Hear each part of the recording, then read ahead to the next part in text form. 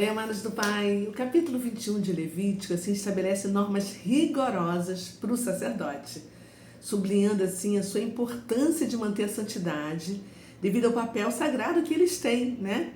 E se Deus já foi tão rigoroso com o povo que nós vimos nos capítulos anteriores, imagine com os sacerdotes. Nós vamos ver diretrizes que precisam de padrões espirituais bem elevados para quem ocupa posição de liderança e de influência, porque eles têm a responsabilidade de guiar com sabedoria e com compaixão a comunidade, inspirando assim transformações positivas através do exemplo deles, né? Que afinal de contas eles estão representando Deus aqui na Terra. E aí, vamos ler? Então vamos lá. Bom, abra sua Bíblia no capítulo 21, vamos continuar aqui na Nova Bíblia, a Bíblia Viva, que é mais fácil do entendimento, né? Bom, disse o Senhor a Moisés: diga o seguinte aos sacerdotes, os filhos de Arão, que nenhum sacerdote fique impuro por tocar no corpo de alguém do seu povo que venha a morrer, salvo se o morto for um parente próximo, como a mãe ou o pai, o filho ou a filha, irmão ou irmã virgem, por quem o sacerdote tenha ficado responsável. Com ela poderá contaminar-se. O sacerdote exerce funções importantes entre o povo, por isso não poderá tornar-se impuro ou profanar-se. Os sacerdotes não raparão a cabeça, nem apararão as pontas da barba, nem farão cortes no corpo. Eles serão santos ao seu Deus, e não profanarão o nome do seu Deus, pois são eles que apresentam as ofertas queimadas ao Senhor, ofertas de alimento do seu Deus. Para essas funções, eles têm de ser santos. Não poderão casar com uma prostituta ou mulher mundana, nem com uma mulher divorciada de seu marido, pois o sacerdote é santo ao seu Deus. Pois o sacerdote deverá ser consagrado porque apresenta o sacrifício ao seu Deus. Considerem-no santo, porque eu, o Senhor, que santifico vocês, sou santo. Se a filha de um sacerdote cair em prostituição, estará manchando a honra de seu pai, que é santo ao Senhor. Ela terá de morrer queimada. O sumo sacerdote, aquele que entre seus irmãos foi ungido com o óleo da unção, especialmente derramado sobre sua cabeça, e que foi consagrado para usar as roupas sagradas, não andará com o cabelo desalinhado, nem rasgará as roupas em sinal de luto. Ele não chegará perto de um cadáver, mesmo que seja o seu pai ou sua mãe, para não se tornar impuro, e não poderá sair do santuário, nem profanará o tabernáculo de seu Deus, pois a consagração do óleo da unção do seu Deus está sobre ele. Eu sou o Senhor. O sacerdote deverá se casar com uma mulher virgem. Não poderá se casar com uma viúva, nem com uma mulher mundana ou prostituta, mas tomará uma mulher virgem do seu próprio povo, ou seja, israelita, né? Isso para que seus descendentes não sejam profanados entre o seu povo. Eu sou o Senhor, que separo vocês para serem santos. Disse ainda o Senhor a Moisés: diga a Arão, nenhum dos seus descendentes, por todas as gerações que tiver algum defeito físico, poderá aproximar-se para apresentar as ofertas de alimento do seu Deus. Nenhum homem que tenha algum defeito poderá oferecer sacrifícios a mim. Ninguém que seja cego ou aleijado, ou tiver o rosto deformado, ou tiver o corpo deformado.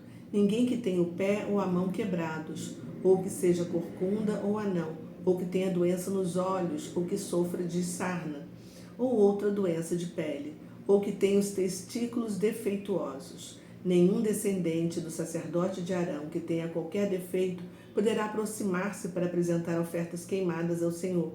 Ele tem defeito e não poderá oferecer as ofertas de alimento ao seu Deus. Ele poderá comer das ofertas do seu Deus, tanto das ofertas santas como das não santas, Mas, por causa do seu defeito, não poderá se aproximar do véu nem do altar, para que não profane o meu santuário.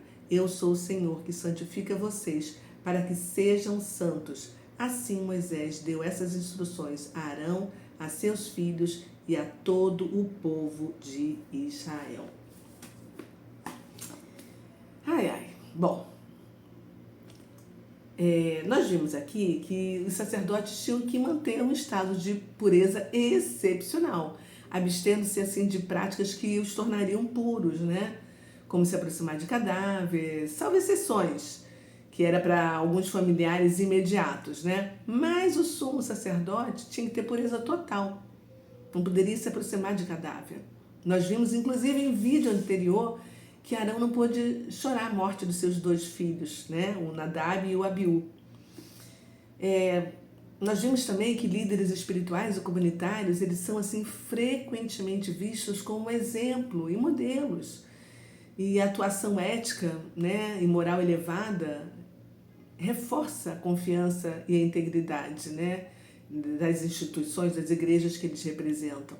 E aí os sacerdotes, eles eram responsáveis por interceder pelo povo, o que exigia um comportamento impecável da parte deles. E as esposas não poderiam fugir disso também, porque elas tinham que ser referência e santas para que eles não fossem atraídos por mulheres repudiadas ou desonradas. Elas estariam apoiando na missão deles, ao lado deles, né? Então nós vimos que elas não poderiam se casar com qualquer mulher, mas eles deveriam obedecer às normas específicas quanto ao casamento e a maneira como eles viviam, né? Porque como líderes eles são exemplo de coerência, de compromisso com os valores que eles pregam, né? Pena que hoje a gente não está mais vendo essa visão espiritual entre os líderes atuais que se casam sem se preocupar com esses detalhes que são importantes perante Deus, né? E perante a comunidade, né? Vimos também que Deus proibiu a escolha de sacerdotes com deficiências físicas para desempenhar certos papéis no templo, porque destacava a pureza simbólica que apontava para Jesus, que foi descrito como cordeiro sem mácula. Lembra? Vamos ver ainda, né? E tudo precisava ser perfeito, desde os animais sacrificados até os sacerdotes.